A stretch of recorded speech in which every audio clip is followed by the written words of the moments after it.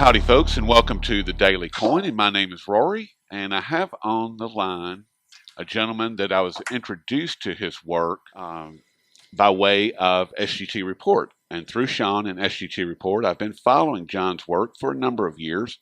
He is a co-author of the best-selling book, The Money Bubble. He's a market analyst and publisher of the very popular DollarCollapse.com. Mr. John Rubino, how are you today, John?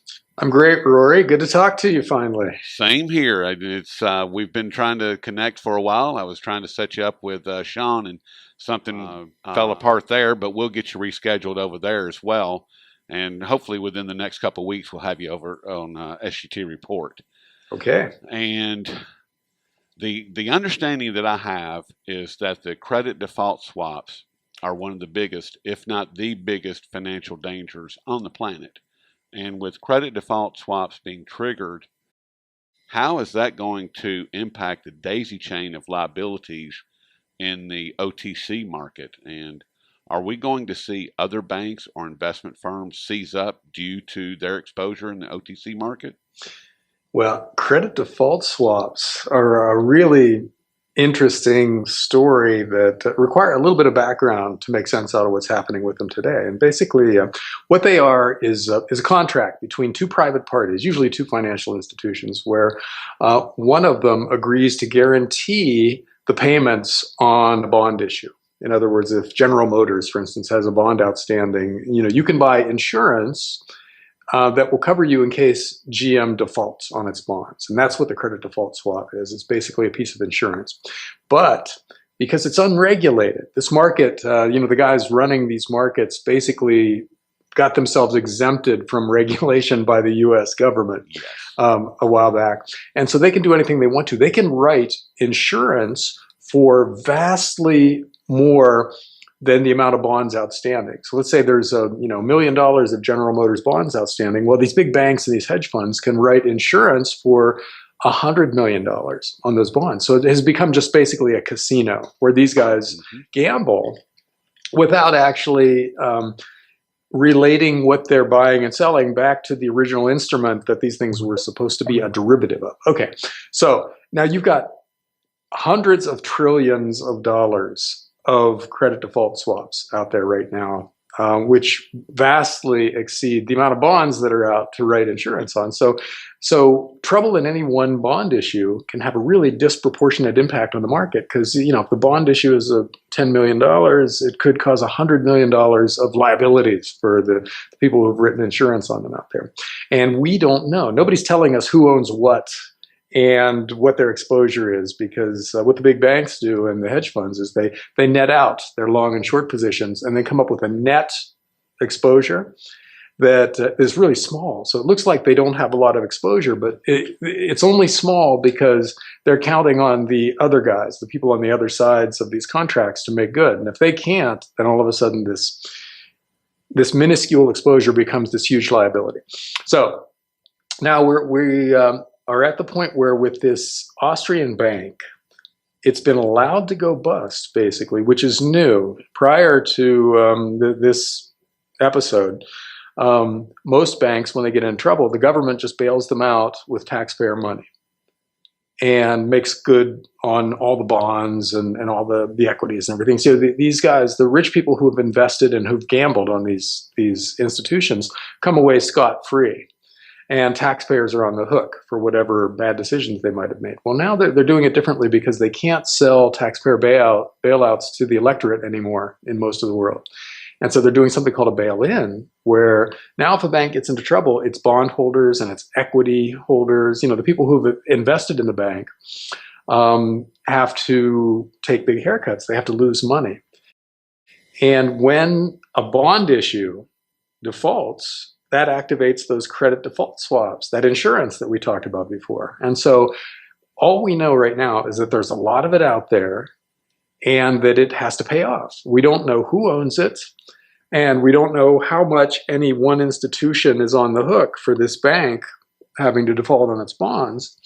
But we know the numbers are really big. So we can't say for sure what the impact is going to be, but it's conceivable that it's dramatic, that it's some hedge funds or maybe even a big bank are impaired by this, and maybe somebody goes bankrupt, and maybe that reverberates through the system. That happened with Lehman Brothers in the U.S. in 2008, where the government was just bailing out everybody in sight. But they finally decided to let a big Wall Street firm go bankrupt, and that almost took down the whole global financial system because one set of credit default swaps were activated, but the guys who were supposed to make good on that insurance couldn't do it, and then they went bankrupt, and their paper impacted other people, and it just reverberated through the global financial system. So someday, something like that is coming again, where somebody blows up, which is the first domino that takes down many other dominoes and which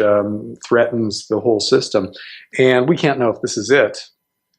The way the financial system is behaving right now, it's not. Nobody seems that worried. And of course they in previous crises weren't worried until they had to be worried. Right. And so we don't know. But this is the kind of thing that could conceivably cause a much bigger problem. And if it doesn't, something else is going to come along in the not too distant future to cause a big problem because, we've borrowed way too much money. We've taken on way too many financial obligations with these derivatives that we talked about and with government debt. And now in the U.S., the new hot kind of loan is subprime auto loans, which that's going to end well, Yeah. And so student loans, we're seeing defaults spike in student loans because we lent too many kids too much money for educations that really don't result in high incomes anymore, and so all kinds of things could blow up. We've created the situation in which we've got problems brewing in a lot of places. And governments don't know what to do about it because there really is no solution to too much debt or no pain-free solution. There's just different kinds of crises that are possible once you've borrowed more than you can ever hope to pay off. And that's what we're looking at now, and that's what governments are grappling with. They really don't know what to do about all this. And so what they're doing is lowering interest rates, because that's really the only tool that they've got that seems to have worked in the past. That's the only thing they understand. And so now you've got around the world about $2 trillion of bonds trading with negative interest rates. In other words, if you want to buy a bond of Nestle, the big Swiss chocolate company, which means you want to lend them money. Well, they don't pay you interest on that loan. You have to pay them for the privilege of lending them money. And that's how crazy things have gotten out there. So total debt actually went up, but it just became government debt rather than private sector debt. And so we're back to where some kind of a crisis is highly likely because we're so leveraged.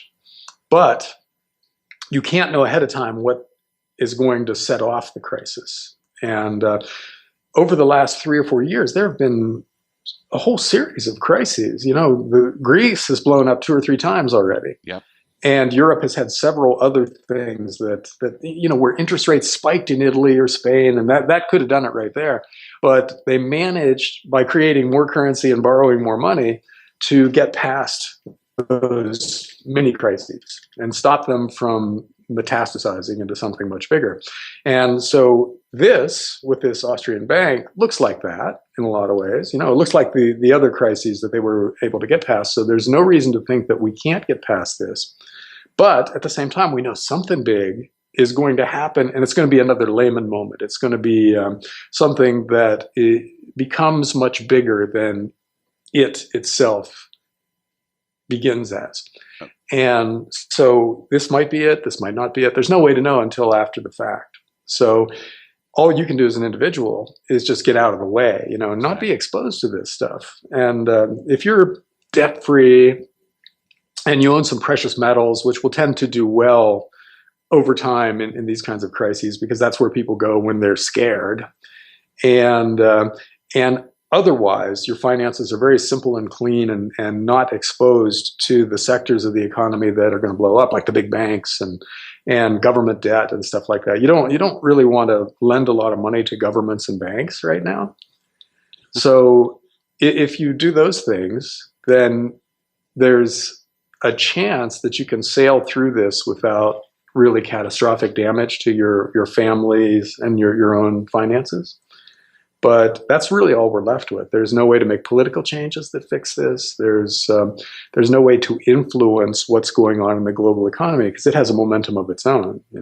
Everybody knows, all the big governments know that they have to inflate or die. In other words, they have to continue to increase the amount of currency that they're creating and borrow more money and encourage their citizens to borrow more money, or the system grinds to a halt, or worse.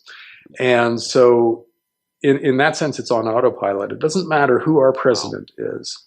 It doesn't matter which party controls Congress. The government is still going to spend more and more money each year. It's still going to borrow more and more money or encourage the private sector to borrow more and more money. And it's still going to run the printing presses flat out. That's all baked in the cake. It can't be stopped by any one politician or any one political party. So that's where we are now. We're on this, in these action movies where somebody's on a boat and they look up and they realize there's a waterfall out ahead and there's nothing they can do about it. That's kind of what the global financial system is like right now. And so we as individuals can only protect ourselves. We can't fix the system. It has to run its course, collapse, and then we can have an interesting argument about what to rebuild from the rubble. But right now, the institutional momentum of the world is such that we're heading off that waterfall. And the only question is how fast we go from here. Now, do you see how will Greece fit into everything that you just said? Because they still seem to be the wild card as far as Varoufakis. He's now arguing with, or Schabel is making these comments that seem to be out of balance with everything that's going on. Or am I misreading that? I mean, it seems like that's something not very positive for the euro and the European Union is going to come out of that. And I've actually been saying, John, that I personally believe that Greece is going to leave the euro and they are going to reintroduce the drachma. And just say that does in fact happen. What kind of impact would that have on the situation in Europe with Portugal, with Spain, with Italy, with all of their debt and everything that's going on? Or would it have anything to do with it? Well, see, that's the key point here. Greece is a tiny little country. It's a tiny fraction of the Eurozone economy. So just looking at the numbers, you'd think they could just say, all right, look, this didn't quite work out. Why don't we just have you leave the Eurozone, go back to the drachma, and live life as you see fit? Well, two reasons. One is that over the last few years, Greece has borrowed a lot of money in euros. And so a lot of people hold that debt. A lot of European governments, the European Central Bank, they have that Greek debt. So if Greece goes back to the drachma and defaults one way or another on that debt, somebody has to take a big loss. And even so, the numbers aren't big enough that it would crater the Eurozone, but it would set a precedent. And as you said, the other countries are what matters. Italy and Spain have problems almost as severe as Greece's. They have almost as much trouble living within the common currency of the Eurozone, because in the past they could run up big deficits and then devalue their currencies and sort of kind of get by in that way. But you can't, if you're Italy, you can't devalue the euro all by yourself. So you're kind of stuck living within a relatively strong currency regime. And so their debts are soaring. Italy's public debt as a percent of GDP is just rocketing now. It's approaching Greece's, which is in turn approaching Japan's. Those are the three countries with the insane amounts of government debt. And so if Greece leaves, then the big fear is that isn't the end of the process, but the beginning of a process in which Italy lines up for some kind of help, and then Portugal, and then Spain, and then Ireland, and the rest of the Eurozone, and even France. Their numbers are pretty horrible too, and they've got political parties in all of these countries that are rising in popularity. Who would do this? If they win the election, they would either demand concessions from the rest of the Eurozone or take their country out of the Eurozone altogether. And at that point, you get chaos because there's all this euro-denominated debt that was borrowed by Italy and Spain and Portugal and the others that is on the books of the big banks, and let that debt be devalued in some way. Let it be worth only, say, half of what it is carried on their books at. And then their finances are thrown into disarray. They aren't solvent anymore. And so you have a banking collapse across the Eurozone, and that's the big danger, you know? And it's completely possible